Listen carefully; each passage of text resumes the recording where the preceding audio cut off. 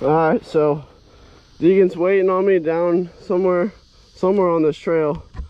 So I'm gonna go ahead and kind of haul ass the whole way down. And hopefully he gets a good little clip. And I hope y'all boys enjoy.